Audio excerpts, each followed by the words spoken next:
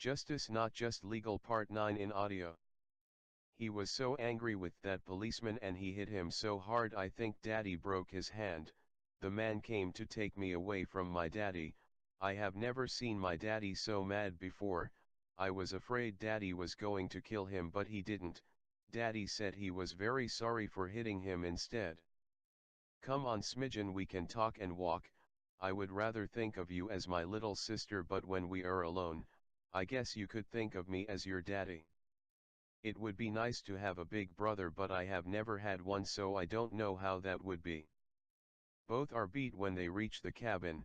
They slip off their shoes and Kyle stretches out on his back in bed. Little Smidgen crawls over to him and snuggles up to him with her arm lying across his waist. Good night daddy, and she is soon sound asleep. Kyle soaks in the little girl's comfort for a little while before he fades away. She is the sweetest little sister a boy could ever have imagined. The morning finds Kyle alone in the bed. It is late, he must have been more tired than he thought. A horrible thought comes to him. Has little Smidgen taken off again? She may have not trusted him. She was set on not being taken back to those mean men. Kyle hurries out of the bedroom. Little Smidgen is not in the living room. He looks in the other bedroom. She's not there either. Then he hurries into the kitchen. There he finds little Smidgen perched on a bar stool at the breakfast bar. There is a bowl of cereal that she had cooked sitting in front of her. A book is in her hand that she has been reading. She tucks the bookmarker in it and lays it on the counter. Then she swivels the stool around to face Kyle, and with a big happy smile she says, "Good morning daddy." She has on Chad's shirt. The sleeves are rolled up and the shirt flows down like a dress. Kyle finally gathers his wits. "I am sorry, yes everything is just fine. That was very kind of you to let me sleep in. Good morning, that was very rude of me to stare at you. It was as if you were a monster that I had never seen before. You must realize I am not used to having a sweet little sister around, or a daughter as you prefer to be thought of as. That's okay, you will get used to it very quickly, as I will be a very nice little sister for you. I am very grateful. I have daddy and a big brother too. I feel very grateful that you happened along. I could not have stayed there in my hole all the time, and if I came out some other cat may have gobbled me up, before I could get back in my hole." Little Smidgen slips off the bar stool. She takes a bowl to the stove. "Sit yourself down there and I will fix you a bowl of cereal, or would you like a shower first?" "I had my shower already. I washed my clothes and they should be dry any time now. It was a little cool so I borrowed one of your shirts. I didn't think you would mind." "No, I don't mind, it looks nice on you. I will shower later. I would like to sit here and have breakfast with you. You are one interesting little girl. It is hard for me to realize a sweet little girl like you can be so grown up." Little Smidgen puts the bowl of cereal on the counter in front of Kyle. Then she gets back up on her bar stool. "Thank you Smidgen, this looks and smells good." This little girl feels very close to Chad. She will be very honest with him. "I took care of my daddy real good, and when I was little he would help me some things. He thought it was too dangerous for me and he would do those things. You know, I never ever had a mother. She died when I was born, so I needed to grow up fast. I always wished I had a mother though. You know, last night when I was shaking so and you felt like I always thought a mother would be like, but I thought it would make you feel bad if I thought of you as my mother." Kyle looks at this little girl with tender love. "You can think of me in any way you like. I will be anything for you that you would like me to be. Just a few days ago I would have looked like your mother. I still have the dress I wore. My name was Amanda Platt instead of Chad Platt. Alan, my second father, called me princess. He took me to a nice restaurant and the boys tried to flirt with me. The girls like me too." Little Smidgen starts to snicker. She doesn't want to laugh at Chad, but it strikes her so funny to think of Chad as a lady. She cannot hold it in any longer. She goes into a fit of giggling. She ends up crying.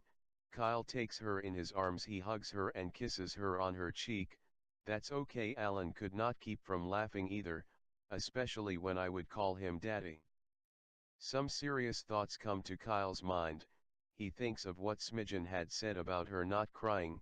She has lived a very stressful life, and she has kept her feelings bottled up, and now she has let it go. She needs a good cry to relax her nerves. After a nice long cry she looks up at Kyle and speaks softly, "I feel so much better now. I have never cried like that before. Do you suppose there is something wrong with me?" "No, there is not a thing wrong with you. You are a perfect little girl in every way. I love you as my own little girl. I will always be there for you. I will do all I can to see that you have your real daddy back, and I will be your mother and daddy until then. I will always be your big brother. You know, it was really silly those people that took my daddy from me.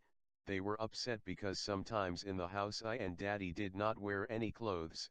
I cannot understand why they don't take those other kids' daddies and mommies away. They don't wear any clothes and they are out in public. They swim, play tennis and all kinds of things. We went to some of those places. They call them nude camps. It is so neat to feel free. I love to play on the sandy beach with no clothes on. Most of the time I like to wear clothes. I think clothes are nice. I had some real nice clothes but I couldn't bring them with me. I would not like running around out in the forest without clothes. I would get all scratched up. I like taking my clothes off in the house if it is warm enough. It is so nice sleeping with no clothes on." It all hits Kyle like a bomb. Little Smidgen was raised a nudist. How was he going to get this all explained to her? It looked as difficult a task as keeping her safe from the law, those mean people as she calls them. Smidgen tightens her arms around Kyle's neck. It is with the strength of a 16-year-old, and she whispers, "I love you so much it makes me want to cry." Then she slips off Kyle's lap and is soon finishing her bowl of cereal. "Chad, while you are taking a shower I will clean up the kitchen, then we had better get out there and skin those cats. If we don't some varmint will pack them off. I hope they don't have little kittens that need to be fed. It would be hard to explain to them that I had to kill their mommy and daddy because they were trying to eat me. They just wouldn't understand, would they?" Kyle gives Smidgen a soft smile. "The little thing is so very amusing. No, they would not understand that at all. But your life is worth more to me than all the cougar kittens in the whole world." "Chad, those words make me feel so wonderful. I want to hug you again. I know you love me as much as my mother and daddy does. Being with you I will never miss them." Kyle's vision is becoming blurred. He turns from little Smidgen. He must fetch his clothes so he can take his shower. Later they head out to the battle scene. Kyle gets some neat pictures of the cats and little Smidgen. They get the cats skinned out and the pelts stretched out on a frame to dry. Kyle does not take them back to the cabin though. He thinks it would make Jenny nervous to have those pelts around, and he did not know the laws about killing cougars. Kyle is amazed at little Smidgen. She is almost his equal in some things. She is in coping with the wilderness. Her father must be a mountain man. She knows more about skinning a cat than Kyle does.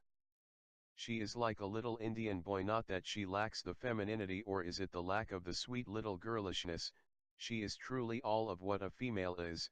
It is her skills and love of the wilds is what makes him think of her as a little Indian boy. It is like talking with a girl his age. She knows all about the birds and the bees, and she is not backward about speaking her mind. To her, it all is as normal as taking a shower or eating dinner. The truth is, Kyle will learn a great many things living with little Smidgen. She has confirmed many things that the teen phantom has written about relationships. Age or race has no bearing on a good relationship. Kyle and little Smidgen get acquainted with Jenny and they make her at ease in the barn. They seal up some places so the cats cannot get her. Kyle is thinking seriously about getting a dog. They really need one. Kyle looks at little Smidgen with a slight smile. "I have some clothes that will fit you, not that I mind you wearing mine, in fact I like it." "Why do you have clothes to fit me?" "I took a pair of anklets already, mine were worn out." Let's unload the stock trailer and then I will tell you all about it. All of the clothes fit little Smidgen well, they were a little larger than they needed to be, but it should not be long and she will grow into them, that is if she grows. She seemed very small for a 7-year-old, almost 8. Little Smidgen starts trying on the clothes. She finds a nice dress or a special pair of jeans and blouse or shirt, then she goes into the bedroom and stands looking in the mirror for a while, then she walks around the living room, she models them for Chad. Chad, do you think this is nice enough to go to town in? It all looks nice on you, even to meet the President or the Queen of England. I love you in anything you wear. Little Smidgen slips on a pair of pajamas, and she crawls into Kyle's lap with her face nestled up to him. Now Daddy, you can tell me all about yourself, and tell me how you got all the way up here from California. Kyle relates all of his experience from the time he escaped from Dave Warner to the walk Alan and him took in the forest. Little Smidgen has a few more giggling fits before Kyle gets through telling about Princess's experience. To think of him being a lady, trips her giggle gadget every time. Chad, did you know I was watching you and Alan when you got your things and took off into the forest? No, but later I had a hunch you did. I found my things rearranged when we got back. I knew someone had been in the trailer. What I did was awful dangerous. I took all my clothes off and tied them in a bundle. I put them in a plastic bag I had brought with me and I hung them on my back.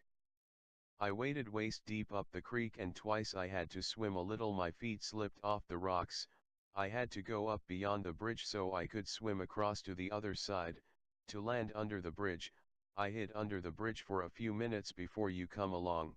It was really awful cold, but I waited until I dried off before I put my clothes back on, that way I didn't get my clothes wet.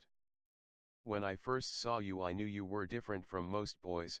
I knew I would spend the rest of my life with you, but I still had to do what I had to do. I knew you were loving and kind, and so is Alan. I was sure happy that you didn't lock that door on the trailer. If you had locked it I would have hid in the back of the truck, but it would have been powerful cold there.